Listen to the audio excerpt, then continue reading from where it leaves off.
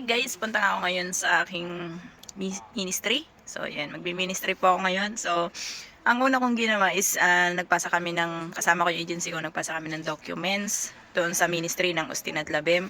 Pagkatapos ngayon, meron ulit akong schedule para naman to sa biometrics.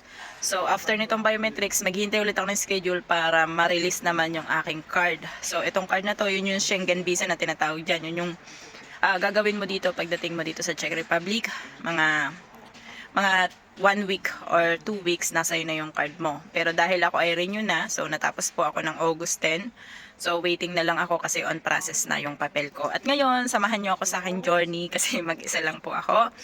At medyo masama rin yung pakiramdam ko. So samahan niyo na lang ako sa aking journey. Gala muna tayo. So wala muna tayong ibang video kundi maggala muna.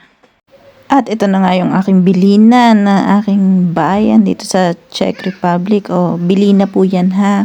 Hindi po yan busan. Kasi mukha siyang busan. No? Tingnan nyo naman. Walang katao-tao. And ito na nga dumating ng ang aking train. At ito, nagbayad na po tayo. Halagang 62 crowns. Pupunta tayo ng Austin at Labem para sa ating ministry. So, pupuntahan pa natin yun sa mismong Austin at Labem. Ayan, nagbayad na nga ako and eto nga ang labas ng aking train. Yan yung dinadaanan namin. So talaga makikita nyo talaga dito, no? Ang dami-dami talaga nilang mga bundok. Parang preserve talaga nila yung mga bundok, mga puno-puno. Ayan. So konting-konti lang talaga yung mga ano nila dito. Mga constructural. Tama ba? Constructural. Ano ba yan? O, eto na nga. At nakikita nyo naman, ang ganda-ganda pa rin ang paligid. Kahit, tingnan mo naman. Oh, wala talaga halos ikaw makikita ng tao. At eto na nga, pababa na rin ako, maya-maya lang. O ha? Doon ko nga makikita na ang aking destination ay nandito na talaga. O, eto po ang aming station dito sa Austin at Labem. Kapag ganito pala kahaba yung train, yan yung nakikita nyo sa harapan. Papuntay ng mga Germany, ganyan. Papuntay ng ibang bansa. Galing yan sa, minsan galing pa ng pupunta pa yan ng mga Switzerland, mga ganun. So, yan talagang, as in, yan o, tingnan nyo naman o. Ganito ang train dito sa amin sa Czech Republic. At ito nga, bababa na tayo. Makikipagsiksikan muna tayo sa mga tao na to. O, diba? Puma pa yung bag niya. Pumapalagpag. O, ang dami rin naman tao eh. Pero hindi po ito Prague ha. Ito po ay Usti. Kapag kayo nagpunta ng Brno or Prague, naku, ang dami-daming tao. Sadya naman talagang madaming tao. So, ito na, baba muna tayo. Baba muna tayo, guys. At ito na nga, bababa na po tayo. Nakakapagod din ang biyahe. Pero, actually, lang to sa akin. Nasa 30 minutes lang to away sa aking station at saka okay naman yung mga train dito. Tingnan nyo naman, ang ganda-ganda. O, bababa na tayo, baka mahulog pa ako. Hindi po ngayon dito malamig, kaya makikita nyo mga naka-short lang yung mga tao dito. At yan, eto na nga, nandito na tayo sa Austin at Labem na train station. At dito, pasyal ko muna kayo saglit ng panandalian lang. Papakita ko lang sa inyo kasi makikita to sa may station ng Austin at Labem. So, it's my first time. Nga pala dito pala makikita nyo kung anong platform pupuntahan nyo. So, yan o. Di ba ang ganda? Very, ano bang tawag dito? Very pleasing yung lugar. Napaka niya. Please na please. Nag-isa lang ako kaya sulitin natin. O, di ba ang ganda? So, pinicturan ko yan kaya minsan tumitigil ako. Wag na kayong dyan ha. Pinipicturan ko rin yan. Pwede bang puro video lang tapos papakita ko lang sa inyo. Wala man lang akong remembrance. Akit lang ako ng hagdan. O, wait lang. Baka mahulog ako. At dito nga, syempre hanap tayo ng anggulo. Kaya lang ang pangit dahil meron itong na to, naka-stand na to. Hay nako. Try kong lumipat sa kabila. Ayan, dilipat po tayo. Pero ang ganda niya ha, in fairness, kapag kapag personal niyo siya makikita kasi may ilog yata yun. Di ko alam kung ano yung ilog. Ilog, tapos doon sa may part doon, sa may bundok doon, mayroon dong cable car. So, pwede ka makasakay ng cable car dito. So, bayad mo is 100 crowns lang. O, di ba? O, yan, doon ka pupunta sa may ano na to. Wait lang, ituturo ko sa inyo. Pero tingnan nyo muna to, Ang ganda niya. Ang pleasant ng lugar. At dito nga, yan. Kung kayo ay sakay ng cable car, dyan kayo pupunta. Maganda rin yung lugar na yun kasi kitang-kita mo yung baba ng Usty Nadlabem. Pero dahil meron tayong lakad sa ministry, masyado na kayong masaya. Punta muna tayo sa ating ministry. Andito ako sa Usty Nadlabem, Lab ni Nadrasi. So, ngayon pupunta tayo ng Usty. Ay, hindi. Ng ano pala. Ito pala yan ang pinakita ko sa inyo. Yun yung mga nakasulat yung kung anong oras ang dating ng inyong train, gano'n. Tsaka yung mga bike pala dito, pwede mo rin siyang isakay sa mga train, tsaka meron mga bus, meron din ganito na mga tinda-tindahan pag nagugutom ka. Diba? Minsan nga may aso pa may aso ka pang kasakay. Ayan, si kuya, pakahirap magtaas ng bike niya kasi nga, siya, sasakay siguro yun ng train ng nakabas. Ay, train ng nakabas, train ng nakabisikleta. Ano ba yan? Okay, sige, labas na tayo guys. Maghintay tayo doon ng bili tayo ng ticket at tayo ay maglalayag pa. Eto na, Usty Nadlabem yan. Lakad muna tayo guys. So, yan. Dito tayo sa labas ng train station.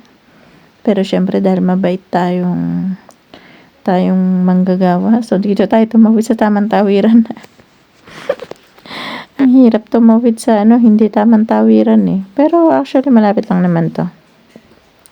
So lakarin lang natin to. Ayan, mga same building lang naman na makikita nyo dyan. Wala nang kaibahan dyan. Alam nyo na yan. Pag Europe, ganyan talaga mga building. So hindi nyo na madidistinguish kung nasang part kayo ng Europe. Paano ba yan? Punta muna tayo sa bus station. Diba? Ang ganda rin naman ang tanawin dito sa may bus station, no? Pero, hinahanap ko yung tawiran. Wala akong makita. At eto nga, pasaway tayo Pasaway, tingnan mo, Nag-iisip pa ako kung tatawid ako. Pero takbo tayo kasi tumatawid na ako. Wala ako sa tamang tawiran. At dito nga yan. Dito ang tinginan ng mga bus pupuntahan ko. So, dyan sa pula na yan. Yan, titingnan natin. Yan. Tapos, dito naman sa yellow na to, bilihan nyo ng ticket. So, try kong bumili ng ticket. Hindi ako familiar kasi. Try natin. At yan na nga, lumabas na ang aking bus. Eto na nga siya. Yan. Diba? Pero hindi tayo sumakay dyan kasi, eto na. Ito na guys, ito na bumili na ako ng ticket dyan. Tapos pupunta na tayo ng ministry. Magkano yan? 53. So, andito na tayo sa ministry. Hindi ko na pinakita sa inyo yung pagpunta dito sa ministry kasi nag-CR ako, hindi ko na kaya. Huwag kayong dyan. At yan na nga, lumabas na po tayo kasi uuwi na tayo. Sorry, hindi ko kayo na doon sa may ministry kasi may mga tao, so nahihiya akong mag-picture, baka akalain nila sila yung ina-artista ko. Dito nga pala ako kumukuha ng ticket na pinakita ko sa inyo kanina. Yan ganyan lang Tapos, pipindutin ko lang yan. Tapos, magbabayad ako dito sa may tap dito sa baba. Yan, dito pala kapag yan, dito yung bayad mo kapag card. Dito naman kapag coins. Ayan. Tapos, dito na malalabas yung ticket mo. Yan yung pinakita ko sa inyo kaninang maliit. Pero dahil dyan, maghintay na muna tayo ng bus. So, kailangan natin maghintay ng bus. Itong dalawang babae na to, kanina patingin ng tingin sa akin Akala yata ako artista. Kanina patingin ng tingin. Hindi lang ako nagpapalata. At ito na nga, kapag may ganitong kulay yellow, yan, nakikita nyo, yan po ay may nakasulat na bus, hindi lang masyadong basa, pero yan ay hintayin ng bus. So, hintay-hintay lang tayo dito hanggang sa dumating na yung bus natin. At pag dumating tayo ay sasakay na. At yan nga, hindi ko na napicturean yung pagsakay kasi nagmamadali ako. Ako lang kasing mag-isa ang sasakay. Pero dahil nagutom tayo, bili muna tayo. So ito, 157 na ang halaga niyan. Oh, see? At ito nga, pagkatapos natin, so yan, alam nyo, pagka ganito kahaba yung train, pupunta yan sa ibang bansa. At ito nga, naghihintay yan kasi meron niyang allotted time kung anong oras alis. Kagaya namin, meron din kaming oras kung kailan darating ang aming train. At ngayon, dumating na siya, so mag-aabang tayo ng pagsakay. So, sakay tayo dito. Ang daming pasahero ngayon na. Wala namang okasyon, pero ang dami-daming pasahero, guys. Ikaw alam nyo lang. O, sige. Paunahin ko na yung mga aso nyo. Anyway, sasakay na po muna ako at ipapakita ko sa inyo konti-konti lang yung loob ng train station dito. So, yan. Kilalang-kilala ang train station dito. CDMUJ. At yan, hanap tayo ng space na pwede tayo. At dito nga, pwede mag-CR. Pwede ang bike na nakalagay dyan. At dito ay uupo muna tayo dahil upo muna tayo. Syempre. O, diba? Yan. Okay. Wait lang. Dito pala pwede kayo mag-charge. O, diba? Saan ka pa? May libreng charging yan, guys. At ito nga, nakalabas na po ako. At ito, bababa na ako. Nandito na ako sa Bilina. Hello mga guys, natapos na yung ating paglalakad ngayong araw na to. So, galing tayo nga ng ministry today. At pauwi na tayo. So, yan. Ganun lang yung process ko. So, yun. Namasyal, kumain, nagastusan. Yan lang yung mga process natin diyan kapag meron tayong ministry. So, kailangan kasi yun every 2 years. So, kayo talaga yung magre-renew nun. Pero kung meron kayong agency, tumutulong naman sila sa pagre-renew. Nang gano'n, sila yung nagbibigay ng mga appointment, gano'n, yung agency nyo. So, meron din iba na DIY. So, do it yourself. Kayo yung mismong mag-appointment dun sa ministry.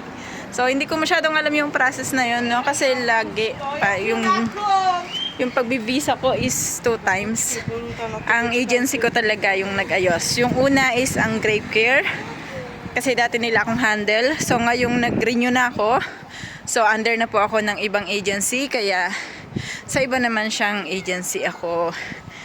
Sila naman yung nag-ayos. Anyway, andyan na ako sa aking bayan. Ito na yung bayan ng Bilina. So, yan. Nasa town na po ako ng Bilina. So, maliit lang yung town ko, no? Ganyan lang siya. Tapos, magbabas pa ako after neto. And, yun. Thank you so much, guys. And, yun. Sana nag-enjoy kayo. Thank you.